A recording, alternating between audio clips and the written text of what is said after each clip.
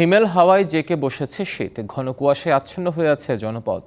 উত্তরে হিমেল হাওয়ায় পঞ্চগড় ও চুয়াডাঙ্গায় বেড়েছে শীতের তীব্রতা। ভোর 6টায় পঞ্চগড়ে সর্বনিম্ন তাপমাত্রা রেকর্ড করা হয়েছে 9.3 ডিগ্রি সেলসিয়াস।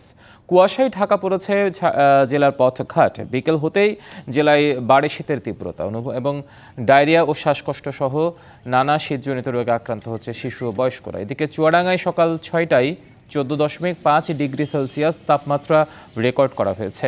গতকাল চেয়ে আজ তাপমাত্রা কিছুটা বেশি হলেও কনকনে শীতে নাকাল জনজীবন। শীত উপেক্ষা করে কাজের সন্ধানে বেরিয়েছে শ্রমজীবী ও দিনমজুররা। কাজের জন্য দীর্ঘ সময় অপেক্ষা করেও অনেকে কাজ না পেয়ে ফিরে গেছেন। এছাড়া ছিন্নমূল মানুষ খড়কুটো জ্বালিয়ে শীত নিবারণের চেষ্টা করছেন। চুয়াডাঙ্গা সদর হাসপাতালেও বেড়েছে শীতজনিত শিশু, ডায়রিয়া ও নিউমোনিয়া রোগীর সংখ্যা।